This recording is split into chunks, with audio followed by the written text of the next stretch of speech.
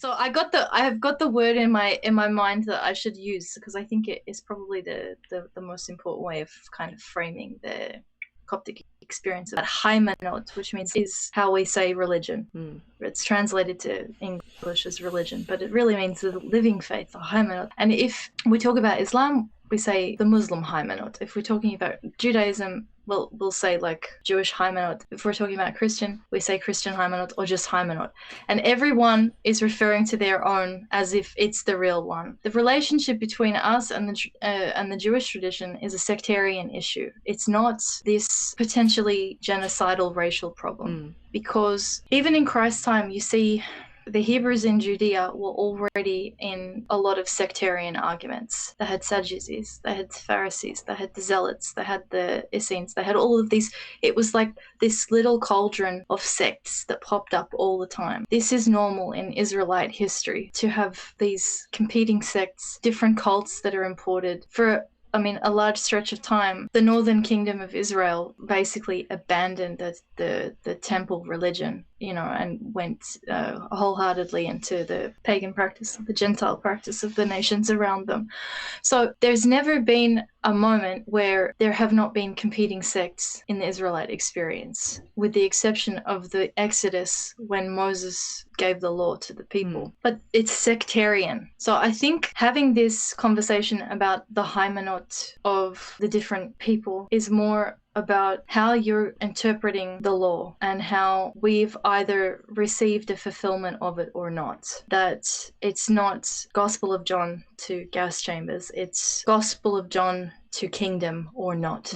It's kingdom or no kingdom, but there is no discussion on racial distinction. Well, the thing is, I think, in the internet world, David's account in Anti-Judaism actually fits to a certain degree E. Michael Jones's account. It comes out in Spain in those debates around whether or not the people who converted in 1390s actually sincerely converted, and therefore, again, we're back to that problem of the Christian society and whether or not you can trust each other socially, as opposed to what you're describing. So now I'm curious, is hold this thought, because I want to read some more from the Almond essay. But the Christian nationalist argument is going to say we can only exist as a society if we have a common religion. I'm kind of inclined to, but I think, the state creates a common religion all by itself. That would be another topic. Within the Western development of Christianity and Judaism, they're not going to sit side by side calmly waiting to figure out who's right in quite those terms. So what Almond says, it's a very nice essay that you found, because it's blunt, right? It's like, it's worth emphasizing that Judaism and Christianity are more or less the same age. Americans often get befuddled by, because they think Judaism is the elder brothers, right? It's like, no, that's historically inaccurate. No, it's worth emphasizing that Judaism and Christianity are more or less the same age and share a common religious heritage, which I thought was well put, right? Both arose in the first century, he says CE, but both arose in the first century out of the Hebrew scriptures, known to Jews as the Tanakh, and comprised of the teaching, Torah, the prophets, and the writings. What Christians would call the Old Testament arose out of these Hebrew texts. To them, the Christians eventually added a collection of books from the first century or so of the Common Era called the New Testament. Both Judaism and Christianity became religions based predominantly on these texts, and not on the dominant temple religion of the Jews in Jerusalem as it was at the time of Jesus. In the case of Christianity, this was because it determined its future to be not in Israel, but in the wider Greco-Roman world, which I guess is different from the Coptic understanding of Israel, right? Yes, that's very different. In the case of Judaism, it was because its future was determined for it in the Greco-Roman world by the destruction of the temple at Jerusalem by the Romans and the subsequent expulsion of the Jews from Israel in 70. So although Judaism and Christianity have a common ancestry, they both became religions of the books. See, I disagree with that. The religion of the book phraseology is not, Christianity is technologically the codex religion, right? The codex. But it's liturgical as well as book. And of course the Protestants pick up on the book part, but the medieval tradition has more than just books. I think this is where the ignorance of Coptic and Orthodox history comes in, because we're not just people of the book. We don't reference it like this term is actually an Islamic term. People of the book, but this fits more a Protestant approach to Christianity than an ancient Catholic one. So this, I suppose, is why I always been emphasizing it, since I came to understand it myself, that the expression of Christianity in the Greco-Roman world versus the Coptic world means that the abandoning of the temple tradition in the West did not happen in the Coptic world. The writer there has highlighted that the Christianity comes from the temple tradition. Judaism is contemporaneous with the beginning of Christianity. They're both coming from the shared foundational religious environment. That was the temple tradition. It all went back to temple religion. Israelite temple religion had the priesthood and the sacrificial system. More importantly than anything, that temple religion was entirely anchored in the experience of the Hebrews coming out of Egypt in the Exodus, and then having Moses set up the institution of the tabernacle in the wilderness. Where you have a shared foundation in temple religion, you have people that have an identity which is anchored in temple religion, and that itself is anchored in the Exodus. There is no divorcing it from the Exodus. So in the Coptic world, because of this, because the reception of Christianity happened messianically and not through Gentiles converting other Gentiles, shall I say, there's been a very strong retention of this link between Hebrew Christian, Israelite Christian, Solomonic Christian, and Exodus, and the experience of Hebrews in Egypt. And then the formation of the people of Israel in their reality as a commonwealth, and then later as kingdom, and then later in their relationship inside Israel, our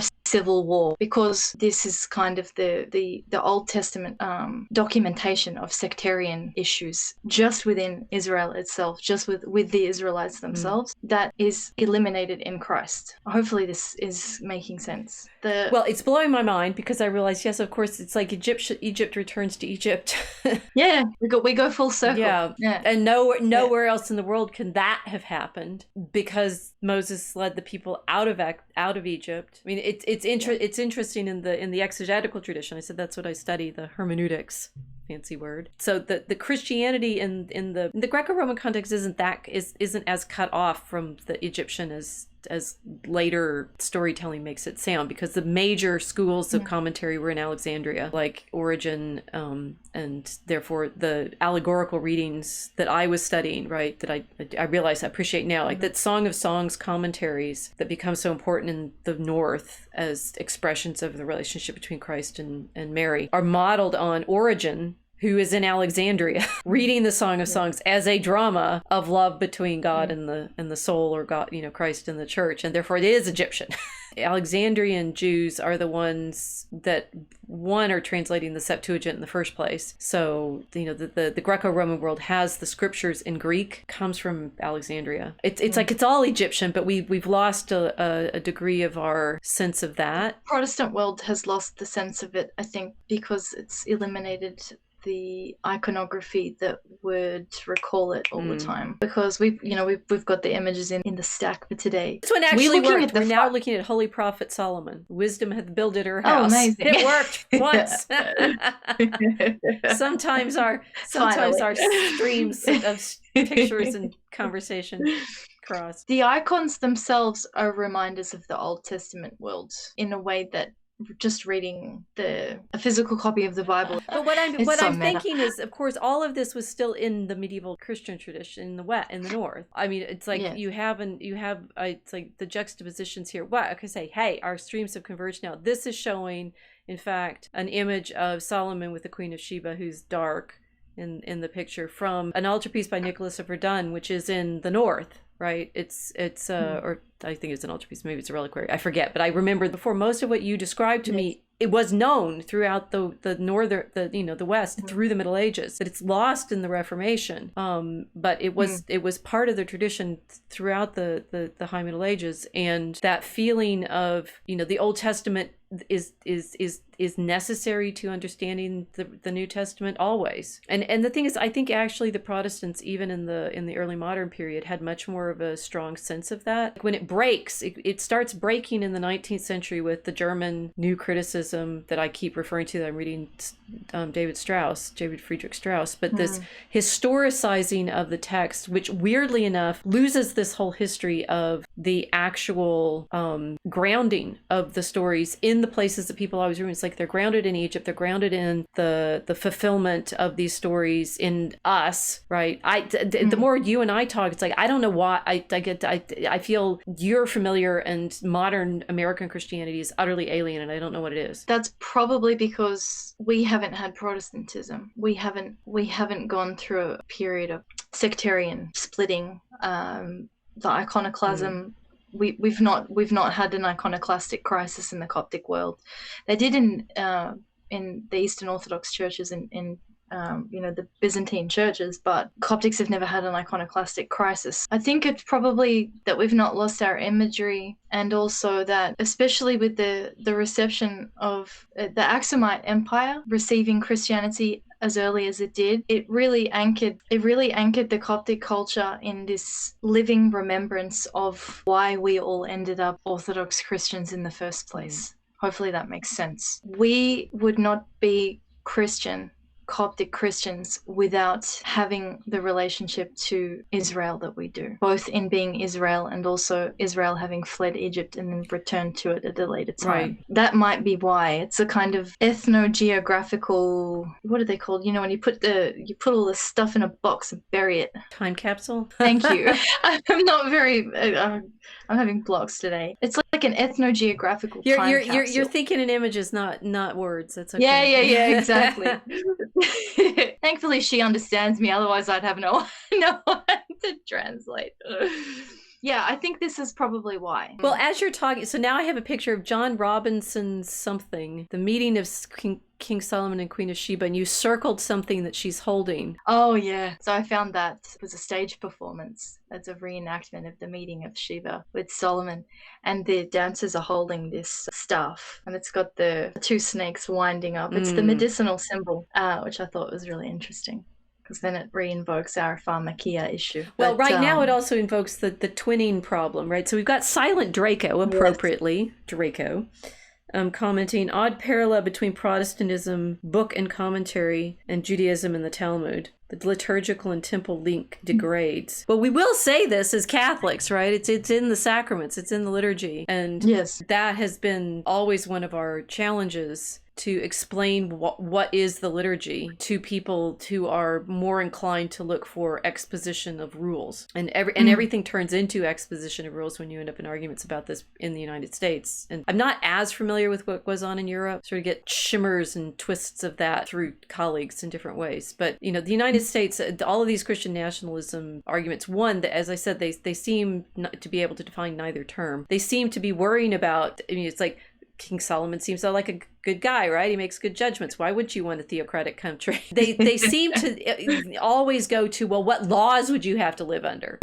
So that, you know, Christian nation to, I guess I'm talking out loud, a Christian nation to people in our American conversation turns into a conversation about the law, when what I think of it as, from, you know, the medievalist perspective of commentary and storytelling, and religion is how you worship. How you worship shapes your life and your joy and your responses to God, and maybe, you know, it shapes different possibilities of political arrangement, but it's not about the law as such, right? It's like the law may issue from convictions that you have about wanting not to sin, but it doesn't come from the law as such. And the American conversation always turns into a legal conversation, which, you know, makes sense from our perspective, because the law is all we have. We have no king, we have no church. We're you know, Charlton Heston and his 10 Commandments, that's basically all we have. The drive-through Exodus. The drive-through Exodus. But what we have is law, right? And we have a very, you know, performatively very powerful sense of the sacredness of the courtroom. But I don't know that most Americans, I mean, Catholics do, but I think it's inarticulate, right? I think it's hard for them to express why they go to Mass regularly, because it happens at a not verbal level. Well, it's temple practice, right? And it's faith expressed through the institution of priesthood, which is Israelitish. It's not people of the book. We pick up the Bible and suddenly we become Christian. So this is the difference between the Protestant approach and the Catholic approach, which is the apostolic approach.